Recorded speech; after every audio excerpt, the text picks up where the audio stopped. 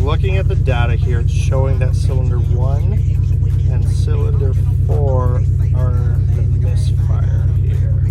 So we're going to look under the hood and see if those two cylinders share the same ignition coil.